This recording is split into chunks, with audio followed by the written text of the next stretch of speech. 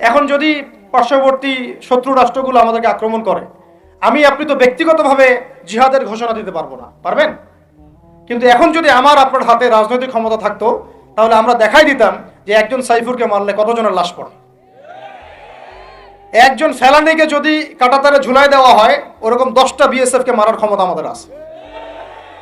আবেগ দিয়ে বিপ্লব হতে পারে, আবেগ দিয়ে শরিয়া খিলাফা কায়েম হয় না।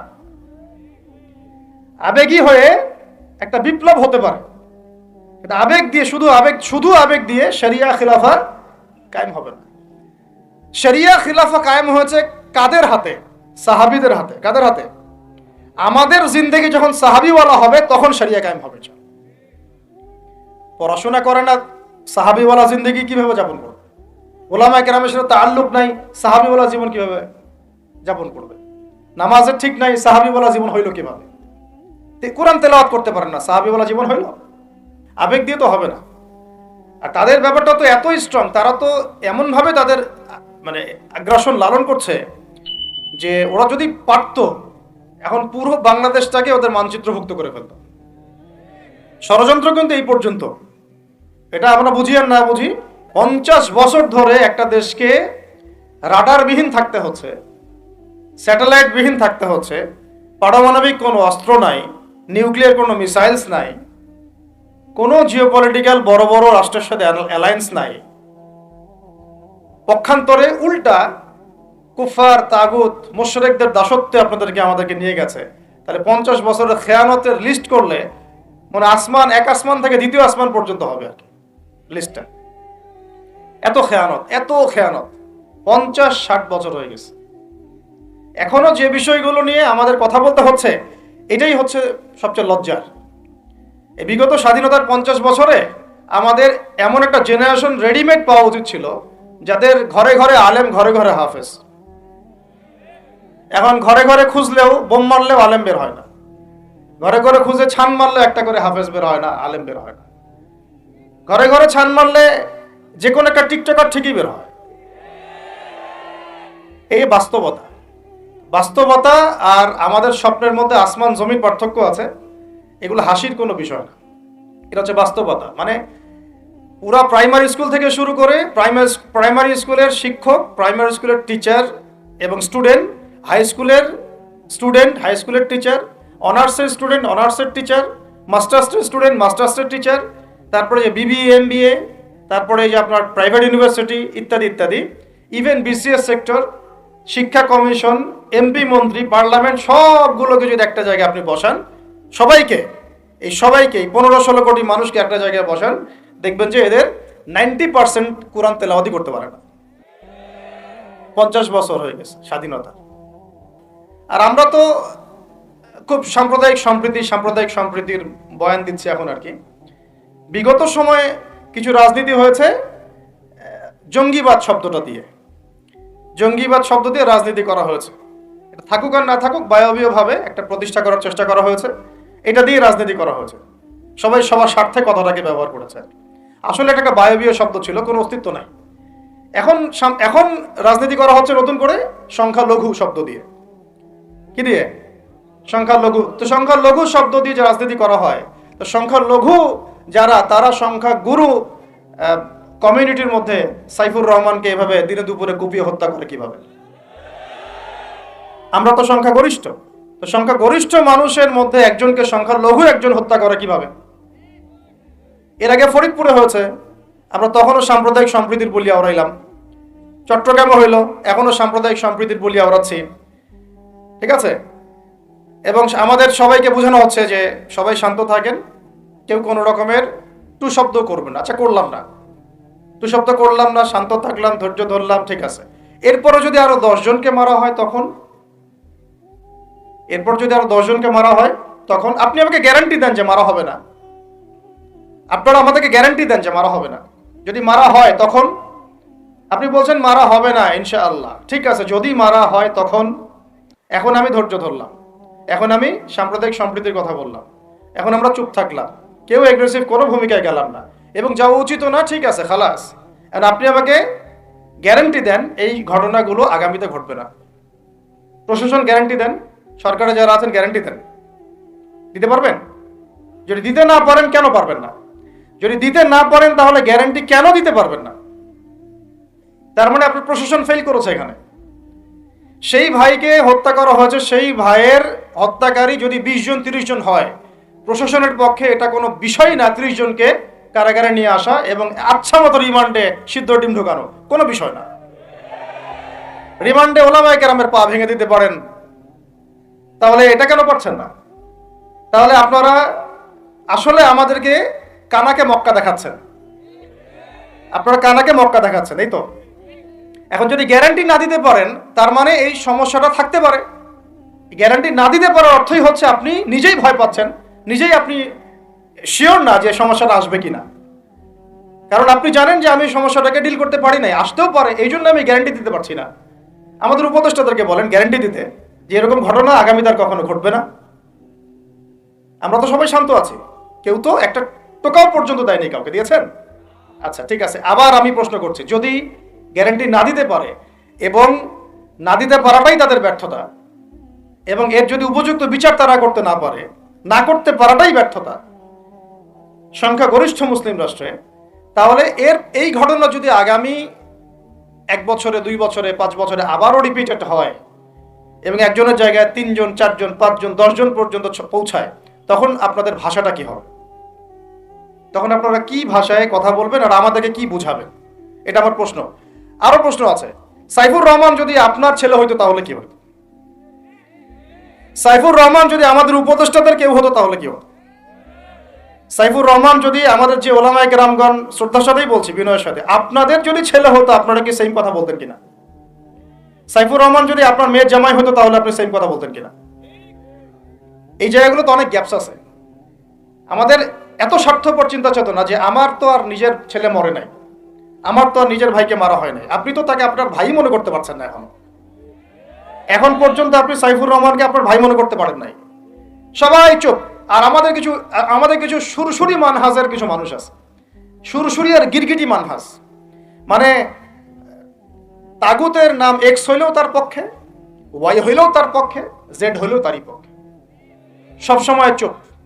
একদম সুরসুরি মার্কা ঠান্ডা ঠান্ডা মানহাজ মানুষকে দেওয়া হয় এবং তারা একটু জনপ্রিয়, এই কারণে জনগণও চুপ হয়ে যায়। তাদের একটা স্ট্যাটাস দেখে মানুষ চুপ। আমার তো আকাবির, আমার তো অমুক, আমার স্কলার এই বলছে, আমার শায়েক এই বলছে, বাস আমি চুপ। আপনি তো নিজের চিন্তাটাকে বিক্রি করে দিয়েছেন মানুষের কাছে, নিজের চিন্তাটাকে আপনি বিক্রি করে দিয়েছেন। তো একজন সেলিব্রিটি স্কলার এসে একটা স্ট্যাটাস দিল যে সবাই শান্ত থাকেন, কেউ কোনো কথা বলবেন না। কেন কথা বলবো না আমি?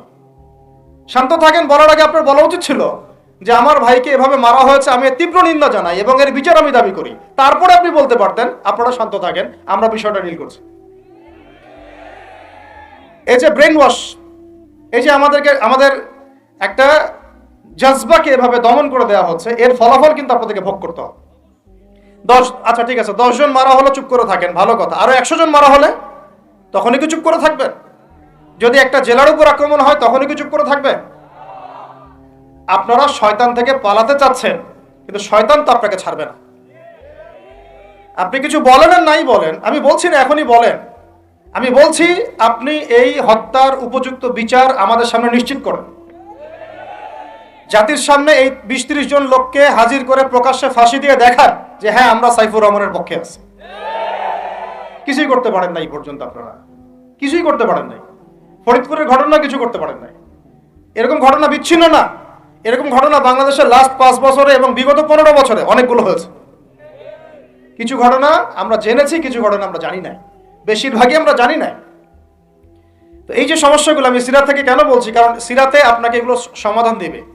আর এই বিষয়টা আমাকে খুব পীড়া দিচ্ছে ভিতর থেকে, যেটা আমাদের আচরণ, আমরা যে এত বেশি মানে দাসত্বের একটা ইয়াতে চলে আসছি, মেজাজটা আমাদের দাসত্বের মধ্যে চলে আসছে। আমরা শত্রুর চোখে চোখ রেখে কথাই বলতে পারি না।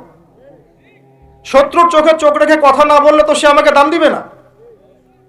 কই, সে তো চায়নার সাথে এসব ডিল করতে পারে না, সে তো ইভেন পাকিস্তানের সাথেও তো পারে না। পাকিস্তানে কি খুব মুসলিমদের ঐক্য আছে নাকি? নাই তো। ওর ইন্টারনাল অবস্থা তো আমাদের চেয়ে অনেক সময় খারাপ। কয়েকটা পারমাণবিক বোম আছে, এই কারণে তার দিকে তাকাতে পারে না। স্বাধীনতার 50 বছরে কয়টা মিসাইল তৈরি করলেন? একটাও তো তৈরি করার ফিকির করলেন না। তাহলে বিগত 50 বছরের ইতিহাস যদি আমরা ঘাটি, তাহলে দেখব যে যত রকমের মানব রচিত তন্ত্রমন্ত্র আছে, এই তথাকথিত গণতন্ত্রই বলেন, আর এই জাতীয়তাবাদের কথাই বলেন, আর এই তথাকথিত ধর্মনিরপেক্ষতাবাদ, আর এই কমিউনিজম যা আছে সব ফেল করেছে। পশ্চিমা সব মতবাদ এখানে এমনভাবে ফেল করেছে যেটা ইতিহাসে বিরল। তাহলে একটা মাত্র পথ আপনাদের সামনে এখন খোলা আছে, যেই পথ দিয়ে এই সমস্ত সমস্যার সলিউশন আনা সম্ভব। সেই পথটাই হচ্ছে ওই যে লেখা আছে, সিরার আলোকে উম্মার সংকট নিরসন করা। ওই সিরাতের আলোকে যদি উম্মার সংকট নিরসন করতে না পারি, আর কোনো রাস্তা আমাদের সামনে খোলা নাই। দিন কায়েমের শর্ত 3টা বলেছেন না? 3 নম্বর শর্তটাই হচ্ছে এটা যদি ইবাদত হয়, দিন কায়েম যদি একটা ইবাদত হয়ে থাকে, তাহলে সেই ইবাদত কবুল হবে শুধু একজন ব্যক্তির তরিকায়। কার তরিকায়?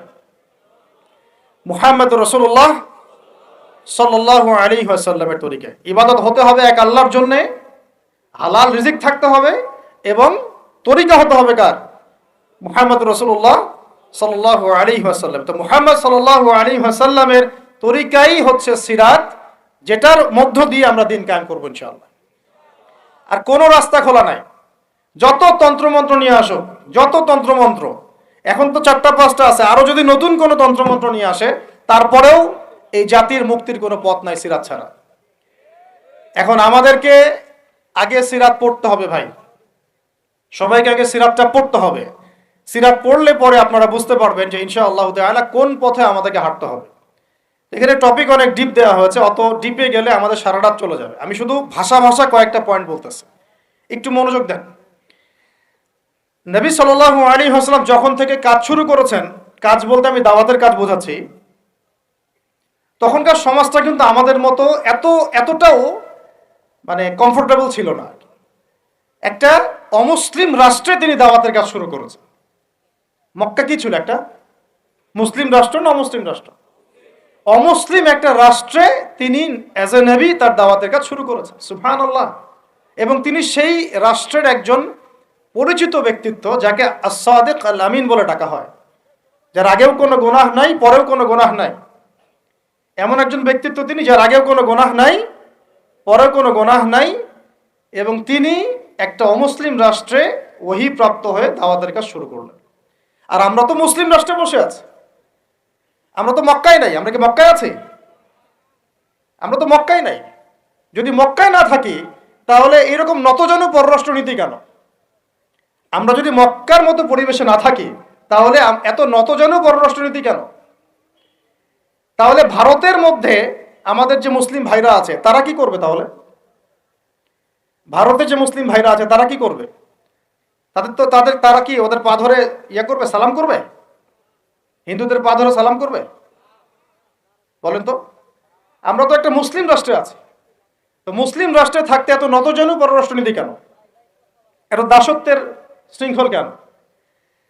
তো তিনি দাওয়াতের কাজ শুরু করেছেন প্রথম কি দিয়ে, এটা একটা ফ্যাক্ট। আমরা আসলে আলোচনাগুলো আপনাদের চাইতে তাদের শোনা দরকার, যারা আলোচনা যারা করে আর কি। মানে আমি চাই বেশি বেশি তাদের সাথে কনভারসেশন করতে, যারা উম্মাকে নিয়ে ফিকির করেন, দাওয়াতের কাজ করতে চান, বা মুআল্লিম বা আলেম বা হাফেজ, তাদের সাথে কথা বলা দরকার। তাদেরকে আগে বোঝানো দরকার বিষয়গুলো। অনেকেই বুঝেন না। অনেকে বায়াবিও দাওয়াতি কাজ করছেন উইদাউট এনি প্ল্যাটফর্ম। অনেকে দাওয়াতি কাজ করছেন উইদাউট এনি কানেকশন উইথ ওলামা। আলেমদের সাথে কোনো কানেকশন নাই, দাওয়াতের কাজ করতে আসেন, একটা বায়াবিও প্ল্যাটফর্ম ক্রিয়েট করে রাখতেছেন। তো আমাদেরকে আগে তাদের সাথে কথাবার্তা বলা দরকার, যে মৌলিকভাবে আমরা আসলে কিভাবে আগাবো আর কি। প্র্যাকটিক্যাল কথায় আসেন। এই যে আমরা এতগুলো কথা বলছি না, আমি আপনাদেরকে পুরা পথ ও পদ্ধতি এখানে গিলায় খাওয়াই দিতে পারবো, কিন্তু বিশ্বাস করেন, গিলে খাওয়ার পরে আপনি কিছুই করতে পারবেন না। কেন পারবেন না? আপনার কোনো অ্যাসোসিয়েশন নাই, কোনো ফাউন্ডেশন নাই, কোনো সংগঠন নাই, কোনো রাজনৈতিক ক্ষমতা নাই, কোনো রাজনৈতিক দলও নাই, রাজনৈতিক কোনো অ্যাপ্রোচও নাই। কিন্তু একটা সেকুলার রাজনৈতিক দল আপনার চেয়ে ভালো ফিল্ড ওয়ার্ক করতে পারবে, কারণ তার চেইন অফ কমান্ড আছে। চেইন অফ কমান্ডই নাই। বলে আসতেছি বিগত 5 বছর 10 বছর থেকে একই বয়ান, মাথায় ঢুকে না জিনিসটা, যে চেইন অফ কমান্ড বলে একটা কিছু আছে। যেখানে একজন আমির নাই, যেখানে একজন ইমারা নাই, একটা আমির নাই, আসামউ ওয়া তাআ নাই, বায়আ নাই, যেখানে শুনলাম, মানলাম, আনুগত্য করলাম, আমির, মামুর, জামা, ইমার এগুলো নাই, সেখানে তো চেইন অফ কমান্ড আসবে না। তাবলিগ জামাত কাজ করছে না? করছে কি না? একটা সুরা পর্ষদ আছে না? সুরায় নেজামি আছে না? আমির আছে না? কাজ করতেছে, ফলাফল পাচ্ছে মাশাআল্লাহ। জামাত ইসলাম কাজ করছে না? একটা চেইন অফ কমান্ড আছে, প্রত্যেকটা জেলায় জেলায় শাখা আছে, তারা তাদের উপরের লেভেল থেকে কোনো ডিরেকশন আসলে সেটাকে রুট লেভেলে বাস্তবায়ন করছে। তারপরে ধরেন যে ইভেন এই যে আওয়ামী লীগ যে চলে গেল, তার একটা চেইন অফ কমান্ড ছিল না? ছিল কি না? উপরে উপরে যে বলতো জঙ্গি, নিচের ওই ব্যক্তিও বলতো হ্যাঁ এই জঙ্গি। এমন একটা চেইন অফ কমান্ড ওদের ছিল না? এখন বিএনপি যারা রাজনীতি করতেছে ওদের নাই? আছে। এখন আপনি বলেন যে ইসলামপন্থীদের রাজনৈতিক দল কয়টা? একটা আছে আমাদের শাসনতন্ত্র, একটা হচ্ছে হেফাজতে ইসলাম, আর কি হেফাজতে ইসলাম তো আসলে কোনো রাজনৈতিক ব্যাকগ্রাউন্ড থেকে আসে নাই, এটা এসেছে, আপনারা তো জানেন হিস্ট্রি, কোন প্রেক্ষাপটে এটা তৈরি হয়েছে, শাপলা চত্বরে ঘটনা, তাই না? আর জামাত ইসলাম। আর কথা হচ্ছে যে আমাদের তো মানে পৃথক পৃথক প্ল্যাটফর্মগুলোর মধ্যে একটা ঐক্যবদ্ধ সমন্বয় সবার আগে দরকার, তারপরে আমাদের একটা একটা বৃহত্তর চেইন অফ কমান্ড দরকার। তখন কি হতো যে উপর থেকে একটা একটা কিছু ছেড়ে দিলে একদম নিচ পর্যন্ত আসতে সময় লাগতো না। এখন এগুলোর বাইরে আবার যারা চান যে না, কোরআন এবং হাদিস, ইসলামী ইমারা, শরিয়া এগুলো বাস্তবায়ন হবে, দাওয়াতের সাথে সাথে জিহাদ থাকতে হবে, এবং আমরা কোনো গণতন্ত্র, সেকুলারিজম এইসব পশ্চিমা আদর্শে যাব না, তারা ফেসবুকে বায়োবিও ঘুরে বেড়াচ্ছেন। সবাই ফেসবুকে বায়োবিও ঘুরে বেড়াচ্ছেন, ইউটিউবে ইন্ডিভিজুয়ালি কাজ করছেন, সবার নিজস্ব স্বতন্ত্র মার্কাস, মাকতাবা ইত্যাদি ইত্যাদি, কোনো সমন্বিত প্রয়াস নাই। এইভাবে তো হবে না। এইভাবে কি হবে? সর্বোচ্চ এককভাবে কিছু দাওয়াত দেওয়া যাবে, কিন্তু নবী সাল্লাল্লাহু আলাইহি ওয়াসাল্লাম ওহী প্রাপ্ত হওয়ার পরেই দাওয়াতের যে কাজ শুরু করলেন, এটাই চেইন অফ কমান্ড। সুবহানাল্লাহ। একটা জামার মধ্যে তিনি সবাইকে নিয়ে আসছেন। খেয়াল করে দেখেন, প্রথম ওহী আসলো কি সংক্রান্ত? ইকরা বিসমি রাব্বিকাল্লাযী খালাক। এই তো পড়ুন আপনার রবের নামে যিনি আপনাকে সৃষ্টি করেছেন। তো পড়া, তিনি কি পড়তে পারতেন? তিনি তো পড়তেও পারতেন না। তিনি তো বলছিলেন যে মা আনা বিকারি, আমি তো পড়তে জানি না, তারপরে তাকেই পড়তে বলা হচ্ছে। আপনি পড়ুন, কারণ এই জ্ঞানতাত্ত্বিক রেভলিউশন ব্যতীত সমাজ সংস্কার সম্ভব না। এখন আমরা সমাজ সংস্কার সবাই করতে যাচ্ছি, কম বেশি সবার জায়গা থেকে, পড়াশোনা কেউ করতে চায় না। আল্লাহর কসম করে বলছি, যারা ইভেন দাওয়াতের কাজ করছে এইসব জায়গায় আমরা যারা দাঁড়ায় আছি না, তাদের অনেকেই ওলামায়ে কেরামের সাথে কোনো তাআল্লুকই নাই, কোনো সিলেবাস নাই, কোনো পড়াশোনা নাই, কোনো ক্রাইটেরিয়া নাই, কোনো অ্যারাবিক শেখার কোনো ফিকির নাই, কোরআন শেখার কোনো ফিকির নাই, তাফসির শেখার কোনো ফিকির নাই। আমি দাওয়াতের কাজ করতেছি, সুবহানাল্লাহ, মানুষ আমাকে সেলিব্রিটি মনে করে, দ্যাটস অল। এভাবে হয়? এভাবে কি দাওয়াতের কাজ হয়? অথচ নবী সাল্লাল্লাহু আলাইহি ওয়াসাল্লামকে আল্লাহ পাক পড়তে বলছেন।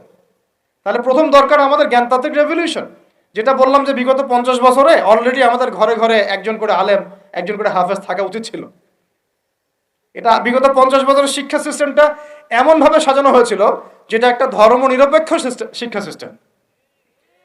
এটা এই যে একটা ছেলে বসে আছে 30 বছর বয়স, ওর তো অধিকার ছিল যে সে এসএসসি, এইচএসসি, অনার্স মাস্টার্স লেভেলে এসে কোরআনের অর্থ করার যোগ্যতা সে অর্জন করবে। এটা তার রাইটস ছিল অ্যাজ এ মুসলিম কান্ট্রির একজন সিভিলিয়ান হিসাবে। তার রাইটস ছিল এটা, যে আমি একজন মুসলিম কান্ট্রির সিভিলিয়ান, আমার রাইটস আছে স্কুলে গিয়ে কোরআন শেখার, কলেজে গিয়ে কোরআনের তাফসীর শেখার, অনার্স লেভেলে গিয়ে হাদিস পড়তে শেখার, হাদিসের মুতাআলা করার। ইভেন সে মাস্টার্সের পরে ইফতা দেওয়ার মতো যোগ্যতা অর্জন করতে পারতো যদি শিক্ষা সিস্টেমটার মধ্যে সমন্বয় থাকতো। কিচ্ছু করা হয় না এইসব লেভেলে। 50 বছর ধরে এই জাতিকে শিক্ষার অন্ধকারে রাখা হয়েছে। কওমি মাদ্রাসাগুলো যদি না থাকতো, এই দেশ থেকে ইসলামকে মিটাই ফেলে দিত এরা। এটা বাস্তবতা। আলিয়া মাদ্রাসার একটা চমৎকার সিলেবাস ছিল, কিন্তু আস্তে আস্তে ওইটাকে এমনভাবে বিকৃত করছিল, এটাকে এমনভাবে দলীয়করণ করেছিল যে ওখান থেকে, আরে ওয়াল্লাহি আমি বলছি, আল্লাহর কসম করে বলছি, আমি নিজেও ভাই বানিয়েছি অনেকে, 3টা সেন্টেন্স দিলে 3টা সেন্টেন্সের পার্থক্য করতে পারছে না। বিশ্বাস করবেন কি সেন্টেন্স? একটি কিতাব, এটি একটি কিতাব, এই কিতাবটি, 3টা সেন্টেন্স আরবি করতে দিয়েছি, গত পরশুদিন করতে পারে নাই, কামিল পাস।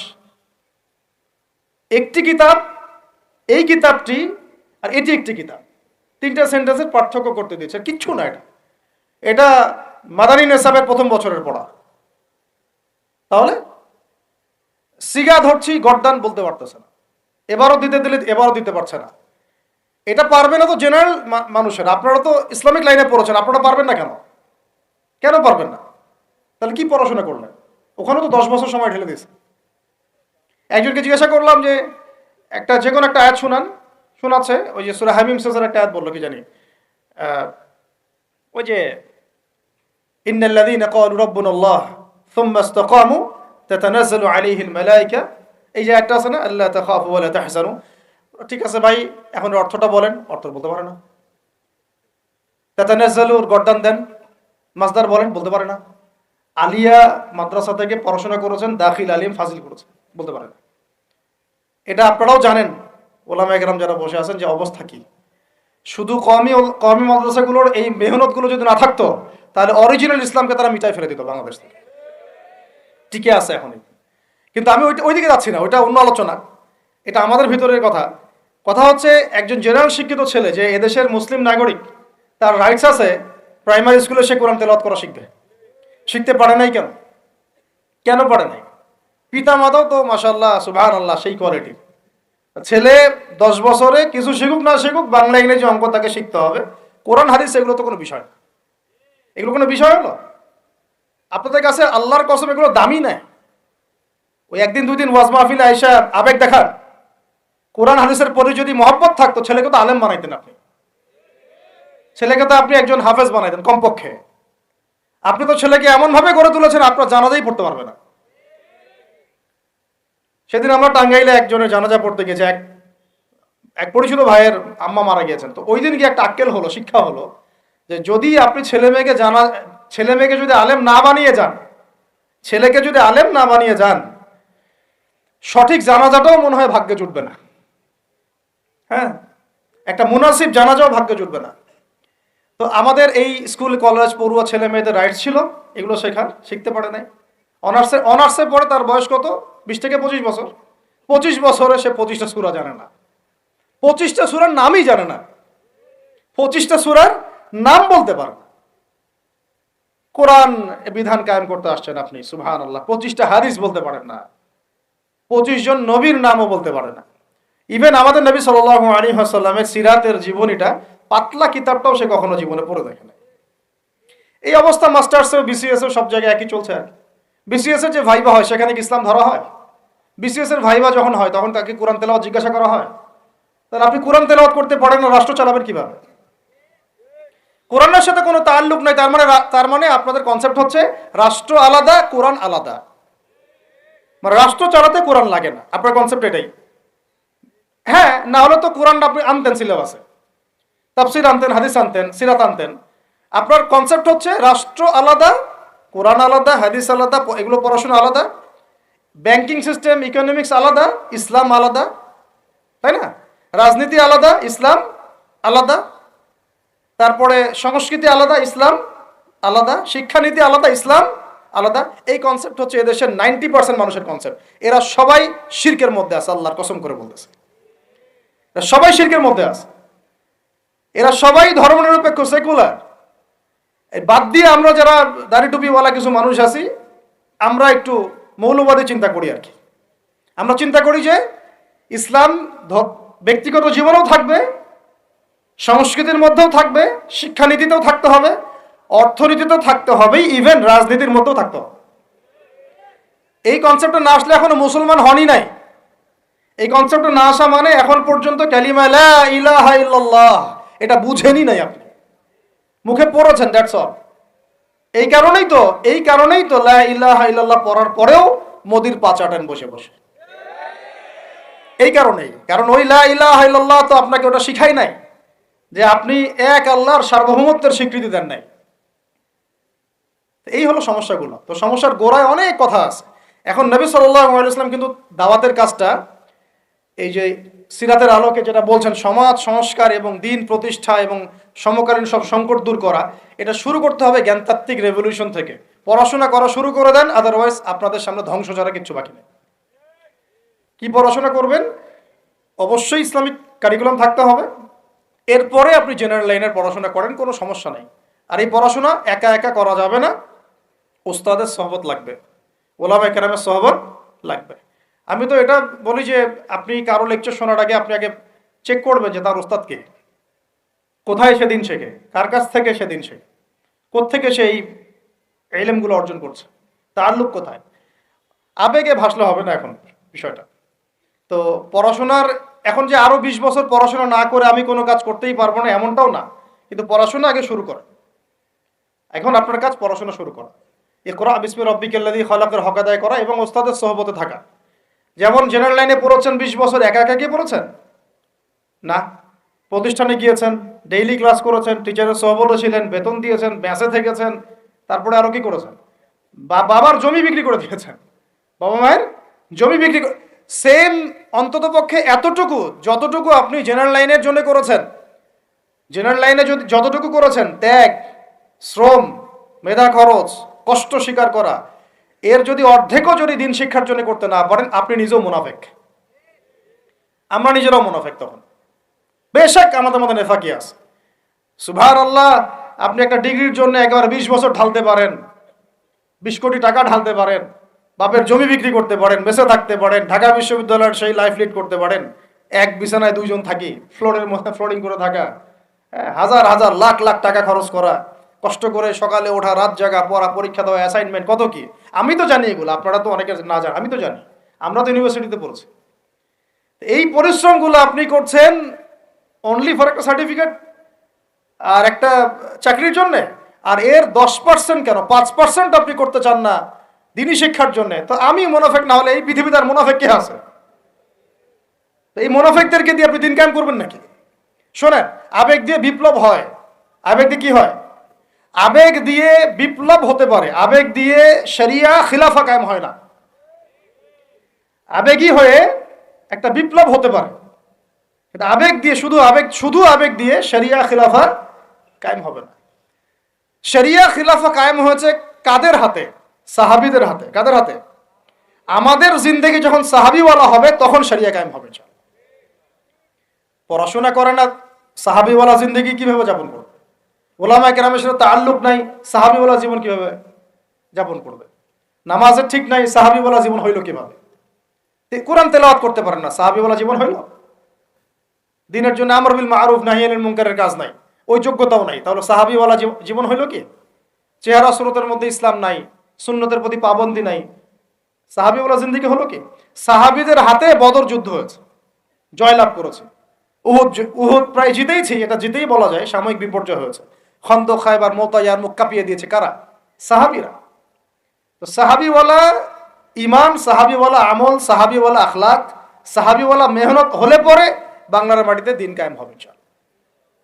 না হওয়া পর্যন্ত এই লাভঝাপ করতে থাকা, আজকে এই বিষয়ে কালকে ওই বিষয়ে, আজকে এই ইস্যু কালকে এই ইস্যু, এগুলোই চলতে থাকবে। আমরা এটা চাই না। আমরা চাই এখন যেহেতু দাওয়াতের একটা সুবর্ণ সুযোগ আমাদের সামনে এসেছে, এখন যেহেতু এটা আল্লাহ পাকের রহমত, এখানে সবাই ক্রেডিট নেওয়ার প্রতিযোগিতায় লিপ্ত আছে। আমার ক্রেডিটে হয়েছে, আমি এই করেছি, আমি সেই করেছি। এখন তো এমন দেখা যাচ্ছে যে ওই সময় কিছু বলেও নাই, সেও এসে এখন প্রধান উপদেষ্টার পাশ আটতেছে বসে বসে। কি সুবহানাল্লাহ! মানে রক্ত দিল এক ভাই, মানে বছরের পর বছর কারাগারে পচে মরল একদল, বছরের পর বছর, দিনের পর দিন, মাসের পর মাস আয়না ঘরে ধুকে ধুকে মরল আর একদল। ঠিক আছে, বললাম তখন থেকে বের হলে কেউ সুস্থ থাকে না। বছরের পর বছর মামলা মোকদ্দমা হচ্ছে একদল, এক একজনের ঘাড়ে 3টা 4টা 5টা 10টা 20টা করে মামলা।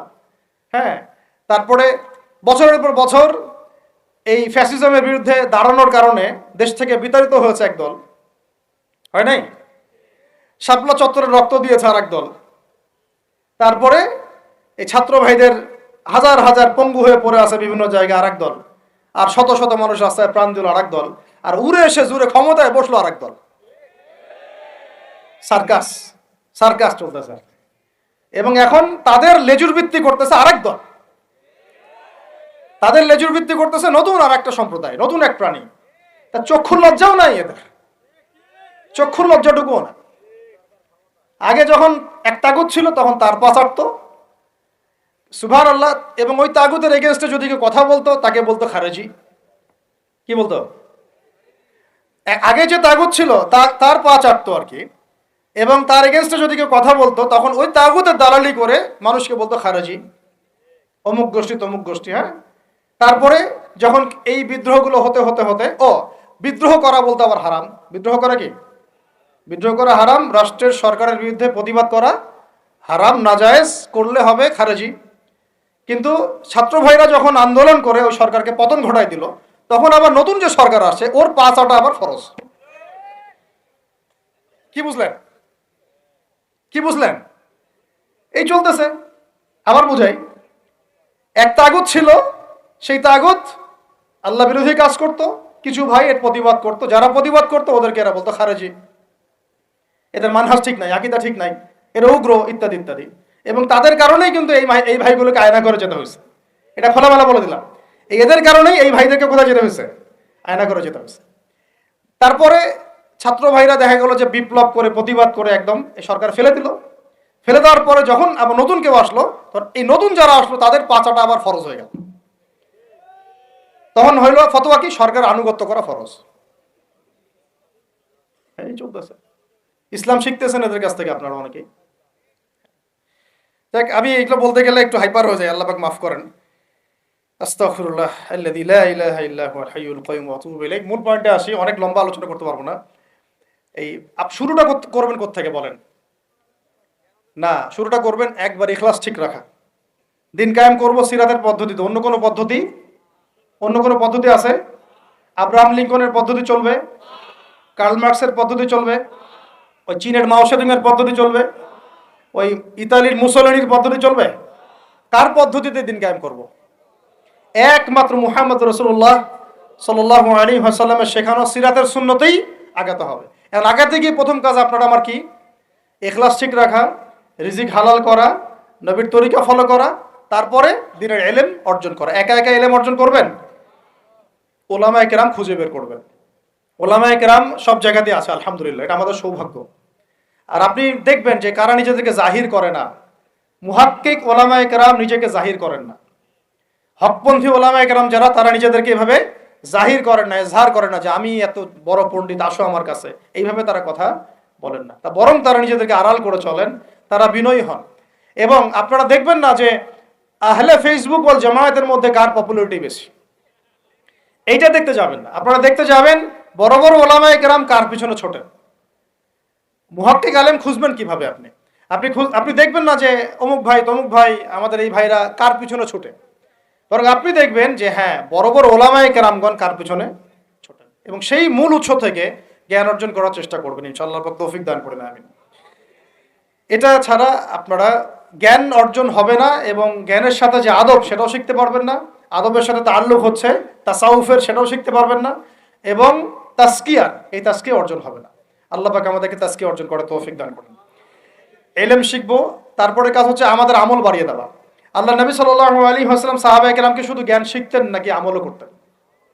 সবচেয়ে বেশি পরহেজগার ব্যক্তি কে এই উম্মতের মধ্যে বলেন? আমাদের নবী সাল্লাল্লাহু আলাইহি ওয়াসাল্লাম। হ্যাঁ, তিনি তো অবশ্যই। তারপরে আবু বকর রাদিয়াল্লাহু আনহু, ওমর ইবনে খাত্তাব, আলী ইবনে আবি তালিব, উসমান বিন আফফান রাদিয়াল্লাহু আনহু আজমাইন, প্রত্যেক সাহাবী। তো সাহাবীদের আমল একটু দেখেন, সারাদিন রাত তারা কেমন কি করতেন, কিভাবে কাটাতেন। আমরা আমাদের দিনের একটা বড় অংশ অপচয় করি, নষ্ট করি। তারা সময় নষ্ট করতেন না, বরং তারা প্রত্যেকটা সময়কে কাজে লাগাতেন। প্রত্যেকদিন একদিন ওই হাদিসটা আপনারা তো জানেন, একদিন নবী সাল্লাল্লাহু আলাইহি ওয়াসাল্লাম বললেন, আজকে জামাতের সাথে নামাজগুলো পড়েছে কে? আবু বকর রাদিয়াল্লাহু আনহু হাত তুললেন, আমি পড়েছি। আজকে সদকা করেছে কে? আমি। আজকে সওম রেখেছে কে? আমি। আজকে জানাজায় শরীক হয়েছে কে? আমি। এরকম অনেকগুলো আমলের কথা নবীজি বললেন, সবগুলোই দেখা গেল আবু বকর রাদিয়াল্লাহু আনহু করেছেন। সুবহানাল্লাহ, একদিনে সব আমল। এভাবে তারা দিন কাটাতেন, আপনি আর আমি যদি জুমার দিনে মসজিদে আসি তাহলে তো সমস্যা ভাই, আমাদের দ্বারা তো হবে না। আল্লাহ পাক আমাদেরকে যেন ইসলাহ করার তৌফিক দান করেন, আমিন। আমল বাড়িয়ে দেওয়া। এবার দেখেন, এবার এই জায়গাটুকু বুঝেন, নবী সাল্লাল্লাহু আলাইহি ওয়াসাল্লাম দাওয়াতের কাজ শুরু করে প্রথমেই প্রকাশ্যে দাওয়াত কিন্তু দেন নাই। প্রথমে তিনি 3 বছর, কত বছর? তিনটা বছর তিনি গোপনে দাওয়াত দিয়েছেন। কত বছর? 3 বছর গোপনে দাওয়াত দিয়েছেন। এখন এই গোপনে দাওয়াত দেওয়ার পরিবেশ আমাদের এখানে দরকার নাই। কেন নাই? কারণ আমাদের এখানে স্পষ্ট দাওয়াত হয়ে গেছে না? এখন তো আমাদের এখানে মক্কার মতো অবস্থা না যে আবার প্রথম 3 বছর গোপনে দাওয়াত দিতে হবে কি? এখন আরো বরং প্রকাশ্যে দাওয়াত দিতে হবে, আলহামদুলিল্লাহ। এই যে বলছিলাম যে এটা আল্লাহ পাকের রহমত যে আমরা এই সময়টা পেয়েছি, এখানে কারো কিন্তু ব্যক্তিগত কোনো ক্রেডিট নেওয়ার সুযোগ নাই। এই যে এখন দাওয়াতের একটা উত্তম প্ল্যাটফর্ম পাওয়া যাচ্ছে, ক্ষেত্র পাওয়া যাচ্ছে, খোলাভাবে কথা বলা যাচ্ছে, এটা কারো রহমত। এটাকে কাজে লাগিয়ে আরো 5 বছর 10 বছর আমাদেরকে দাওয়াত দিতে হবে ইনশাআল্লাহ। কিসের দাওয়াত? দিন কায়েমের দাওয়াত। কিসের দাওয়াত? ইসলাম ব্যক্তি জীবনে আছে, ইসলামকে এখন নিয়ে যেতে হবে সমাজে, ইসলামকে নিয়ে যেতে হবে অর্থনীতিতে, ইসলামকে নিতে হবে রাজনীতির মধ্যে। ইসলাম যখন সমাজে, অর্থনীতিতে, সংস্কৃতিতে, শিক্ষানীতিতে এবং রাজনৈতিক ক্ষেত্রে যাবে, তখন আমরা ইনশাল্লাহ চূড়ান্ত বিজয় লাভ করবো ইনশাল্লাহ। এখন যদি পার্শ্ববর্তী শত্রু রাষ্ট্রগুলো আমাদেরকে আক্রমণ করে, আপনি তো ব্যক্তিগতভাবে জিহাদের ঘোষণা দিতে পারবো না, পারবেন? কিন্তু এখন যদি আমার আপনার হাতে রাজনৈতিক ক্ষমতা থাকতো, তাহলে আমরা দেখাই দিতাম যে একজন সাইফুরকে মারলে কতজনের লাশ পড়ে। একজন ফেলানিকে যদি কাঁটাতারে ঝুলাই দেওয়া হয়, ওরকম 10টা বিএসএফ কে মারার ক্ষমতা আমাদের আছে। এই শক্তি সামর্থ্য আমাদের ভাইদের আছে। আমাদের দাওয়াতের কাজ শুধু আমভাবে জনগণের মধ্যে করলে হবে না, পুলিশের মধ্যে দাওয়াতের কাজ করতে হবে, র্যাবের মধ্যে দাওয়াতের কাজ করতে হবে, আমাদের আনসারদের মধ্যে দাওয়াতের কাজ করতে হবে, বিজিবির ভাইদেরকে প্রশিক্ষিত করতে হবে। সবচেয়ে বড় কথা, আমাদের সেনাবাহিনীকে, বিমান বাহিনীকে শক্তিশালী করতে হবে। অত্যাধুনিক অস্ত্র তাদের হাতে থাকতে হবে এবং তাদের মধ্যে সবকিছুই আছে মাশাআল্লাহ। পটেনশিয়াল আছে, প্রতিভা আছে, শারীরিক শক্তি আছে, ট্রেনিং আছে। ইমানটাকে মজবুত করতে হবে তাদেরকে ইমানের দাস দেওয়া লাগবে। আপনারা যারা শুনবেন এগুলো লেকচার অনলাইনে গেলে শুনবেন, তারা ইনশাআল্লাহ শুধুমাত্র জাতিসংঘের একটা মিশনকে জীবনের লক্ষ্য বানাবেন না। আপনারা জাতিসংঘের একটা মিশনে যাওয়া আপনার জীবনের লক্ষ্য না। আপনাকে যদি আল্লাহ পাক প্রশাসনিক দায়িত্ব দিয়ে থাকেন, আল্লাহর জন্য শহীদ হওয়াটা আপনার জীবনের সবচেয়ে বড় সৌভাগ্য। এইদিকে আমরা তো তাদেরকে এখন হাঁটাতে পারছি না, কারণ ওই ক্ষমতা আপনার আমার হাতে নাই। ইসলামকে ওই রাজনৈতিক জায়গায় নিতে হলে সিরাতের সুন্নতে আগাতে হবে। আল্লাহ পাক তৌফিক দান করুন। এবার প্রকাশ্যে দাওয়াত শুরু হলো 4 নম্বর বছর থেকে 10ম বছর পর্যন্ত। এই প্রকাশ্যে দাওয়াত যখন শুরু হয়েছে, তখনই ব্যাপক নির্যাতন শুরু হয়েছে, ব্যাপক নির্যাতন। এই অবস্থানটা আমরা পার করেছি বিগত সময়গুলোতে, এখনো পার করছি, তাই না? এই অবস্থাটা কিন্তু আমরা আগেও পার করেছি, এখনো পার করছি। যারাই প্রকাশ্যে পরিপূর্ণ ইসলামের কথা বলছেন বা বলেছেন, কোনো না কোনোভাবে তারা হ্যারাসমেন্টের শিকার হয়েছে, কোনো না কোনোভাবে, ফিজিক্যালি অথবা মেন্টালি অথবা রাজনৈতিকভাবে অথবা মামলা মোকদ্দমা অথবা গুম অথবা একেবারে ক্রসফায়ার অথবা দেশ ত্যাগ, কিছু না কিছু ওদের তাকদিরে নসিব হয়েছেই, তাই না? আর যারা সুরে সুর মিলিয়ে কথা বলেছে, তারা পার পেয়ে গেছে আর কি।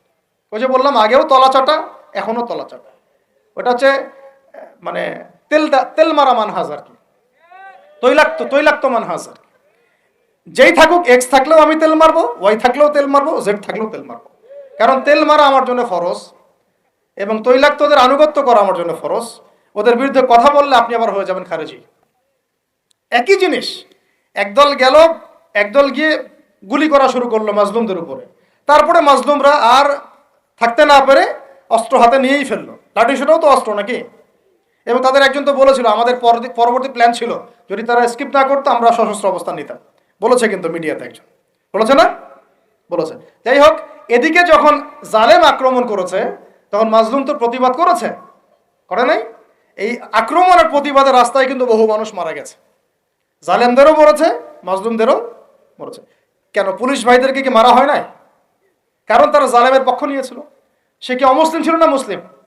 ও মুসলিম ছিল, কিন্তু কালিমা পড়া মুসলিম, তাই না? সেও কালিমা পড়া মুসলিম, জালেমের পক্ষ নিয়েছে।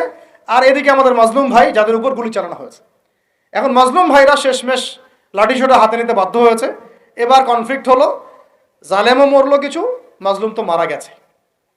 এখন এই কনফ্লিক্টে কিন্তু আমাদের ইসলামিক স্কলারশিপ অব ইসলামের কিছু কিছু ব্যক্তি, তারা কিন্তু এখানে মাজলুমদের কাউকে কিন্তু খারেজি বলে নাই, বলেছে? মাজলুমদের কাউকে কিন্তু তারা সন্ত্রাসী, জঙ্গি এইসব শব্দ ইউজ করে নাই। কিন্তু এটা যদি দাড়ি টুপি বলা কোনো মানুষ করতো, তাহলে খবর ছিল। অতএব শুভঙ্করের ফাঁকিগুলো বোঝার চেষ্টা করবে।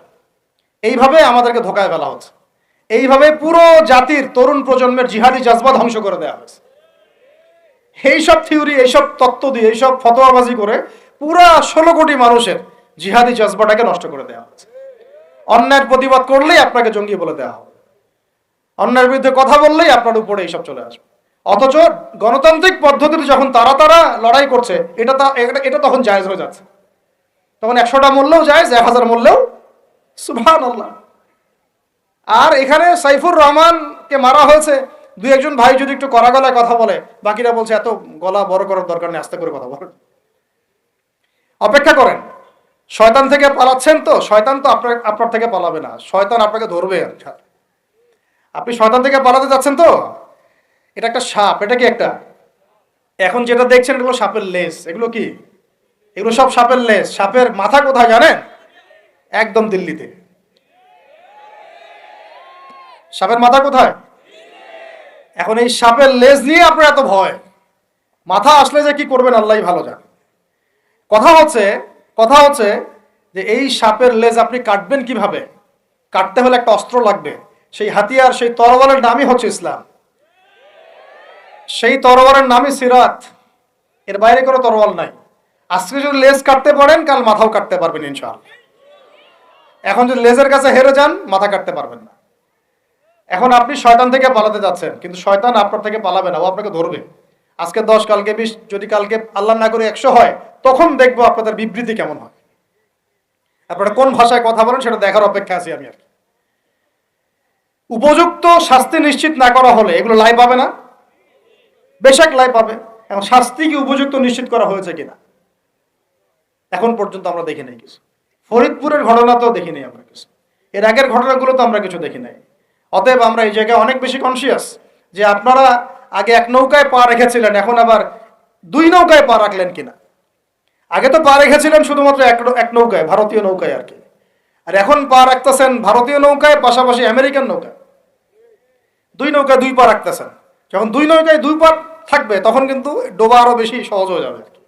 এটাও মাথায় রাখেন আর কি, তখন কিন্তু পা রাখারও জায়গা পাবেন না। এই জিনিসগুলো আমাদের ভালো করে বোঝা দরকার। আল্লাহ পাক আমাদেরকে বোঝার তৌফিক দান করুন। আমাদের কাছে কোরআন আছে ভাই, দ্বীন ইসলাম আছে, নবীর সুন্নত আছে, আমাদের কোথাও যাওয়ার দরকার নাই। এই সহজ কথাটা আমরা বোঝাতে পারতেছি না। সহজ কথা, আমাদের কাছে কোরআন আছে, হাদিস আছে, রাসূলের সিরাত আছে, সুন্নত আছে, বরেণ্য উলামায়ে কেরাম আছেন, দেশে 16 কোটি মুসলিম তাওহীদি জনতা আছে, কোথাও যাওয়ার দরকার নাই আমাদের। আমরা আমাদের দেশের ভাগ্য ইনশাআল্লাহ গড়ে নিতে পারবো ইনশাআল্লাহ। কারো দালালি করার কোনো দরকার নেই আমাদের। দুঃখজনক হচ্ছে এত কিছুর পরেও, আল্লাহর কসম, এত কিছুর পরেও এখন পর্যন্ত আমাদের দেশটা ভারতীয় দালাল মুক্ত হইতে পারলো না। প্রত্যেকটা ডিপার্টমেন্টে এখন ওদের দালাল বসেই আছে। ভাই একটা নামাজ পড়বেন আপনি, নামাজ পড়ার জন্য জায়গাটা পাক লাগবে না, কাপড়টা পাক লাগবে না, নাপাক কাপড়ে নামাজ হবে, নাপাক জায়গায় নামাজ হবে। একটা প্লেট নিয়েছেন, খাবার খাবেন, বিরিয়ানি খাবেন, তো বিরিয়ানি খাওয়ার আগে প্লেটটা পরিষ্কার করবেন না? প্লেট যদি পরিষ্কার না হয়, সেখানে বিরিয়ানি খাওয়া যাবে? দেশটা তো পরিষ্কার হচ্ছে না, আগে দেশটা পরিষ্কার করেন, তারপরে বিরিয়ানি খাওয়া যাবে ইনশাআল্লাহ। বরং এখন আমরা ওই ময়লাদের সাথে আপোষ করে চলার চেষ্টা করছি। আবার কেউ কেউ তো নিজের গিরগিটি রং পাল্টায় ভিতরে ঢুকে গেছে, টের পাওয়া যাচ্ছে না। আছে না এরকম? আপনারা সবাই বুঝেন, এগুলো আমি খোলামেলা বলার প্রয়োজন নেই। মূল কথা হচ্ছে, একটা বিষয়কে পবিত্র না করে একটা জমি চাষ করব, আগে আমাকে ওই জমিটাকে সার দিতে হবে, কীটনাশক দিয়ে ওটাকে দূর করতে হবে। জমি পবিত্র না করলে এখানে পবিত্র বৃক্ষ রোপণ করা যাবে না। সিম্পল একটা কথা, আপনি বিরিয়ানি খান আর যাই খান, পাত্র পরিষ্কার করতে হবে। এই পাত্র এখনো পরিষ্কার হয় নাই। আল্লাহ পাক আমাদেরকে প্রত্যেকটা মহল থেকে এই বিজাতীয় দালালদেরকে দূর করার তৌফিক দান করেন। এই দেশের ভাগ্য আল্লাহ করবেন ইনশাআল্লাহ। যদি আমরা আমাদের সিরাতের উপর থাকি, রাসূলের সিরাতের উপর থাকি, কোরআন সুন্নাহর উপর থাকি এবং ঐক্যবদ্ধ থাকি, আমাদেরকে পরাজিত করতে পারার মতো কোনো জাতি না ইনশাআল্লাহ, পারবে না ইনশাআল্লাহ। এটা আমাদের কনফিডেন্স থেকে বলা না, এটা আমাদের পূর্ণ ইয়াকিন থেকে বলা। কিন্তু সমস্যা হচ্ছে আমরা ওই রাস্তায় হাঁটতেই পারতেছি না। আল্লাহ পাক আমাদেরকে সেই হিকমা এবং প্রজ্ঞা দান করেন আমিন। আল্লাহ পাক উপযুক্ত নেতৃত্ব আমাদের সামনে নিয়ে আসেন আমিন। এবং দোয়া করি আমরা যেন ইসলামপন্থী সরকার আল্লাহ পাক আমাদের সামনে নিয়ে আসেন, যাদেরকে সামনে রেখে আমরা এই পুরো দেশ জুড়ে ইসলামী শরিয়া প্রতিষ্ঠার মেহনত করতে পারি। আল্লাহ পাক সে তৌফিক দান করেন। তো শেষ কথাগুলো হচ্ছে এরকম যে এই 10 বছরে প্রচুর নির্যাতন হয়েছে, কিন্তু ইসলাম কিন্তু থেমে যায় নাই। যখন হামজা এবং ওমর রাদিয়াল্লাহু আনহুর মতো মানুষের ইসলাম কবুল করেছেন। আরেকটা কথা মনে রাখবেন, আমাদের নবীজি কিন্তু সাল্লাল্লাহু আলাইহি ওয়াসাল্লাম দুর্বল সাহাবীদেরকে হিজরত করতে বলেছিলেন। কোথায়? আবিসিনিয়াতে। কোথায়? আবিসিনিয়ায়। ওখানে একটা হিজরত হয়েছে। আমাদের নবীজি তায়েফে গিয়েছেন, তায়েফবাসী ইসলাম কবুল করে নাই, তিনি আবার ফিরে আসছেন। এই সময়টাতে ইয়াসরিব থেকে 6 জন যুবক আসছিলেন, তরুণদের কথা বলতে বলেছেন। এইখান থেকে আমি আলোচনা শেষ করে দিব। এখানে ইয়াসরিব থেকে 6 জন যুবক, তরুণ যুবক এসে ইসলামের গতিপথটাকে ঘুরিয়ে দিয়েছে। এটা তরুণরা একটু ভালো করে বুঝবেন। মক্কায় কত বছর ছিলাম আমরা? 13 বছর। কত বছর? 13 বছর। এই 13 বছরে কিন্তু আমাদের কোনো রাজনৈতিক ক্ষমতা ছিল না, ছিল? কোনো রাজনৈতিক ক্ষমতা ছিল না, এমনকি কোনো সামাজিক ক্ষমতা আমাদের ছিল না। আমরা দাওয়াতের কাজ করছিলাম, তাবলীগের মেহনত করছিলাম, এবং তাজকিয়া অর্জন হচ্ছিল, কোরআন শেখানো হচ্ছিল, দারুল আরকামে দিনের মোজাকারা প্র্যাকটিস হচ্ছে। আমাদের কিন্তু কোনো রাজনৈতিক ভিত্তি মক্কায় নাই। এই কারণে মক্কাতে কিন্তু সশস্ত্র জিহাদেরও আয়াত নাজিল হয় না। হয়েছে? হয় নাই। মদিনায়, এখন মদিনা থেকে যখন 6 জন যুবক আসলেন, এই 6 জন যুবকের নেতার নাম আসাদ বিন জুরারাহ রাদিয়াল্লাহু আনহু। তো তিনি এসে যখন বায়াত করছেন নবীর কাছে, তিনি আগে থেকে জানতেন যে শেষ জামানে একজন নবী আসবে। কি আসবে?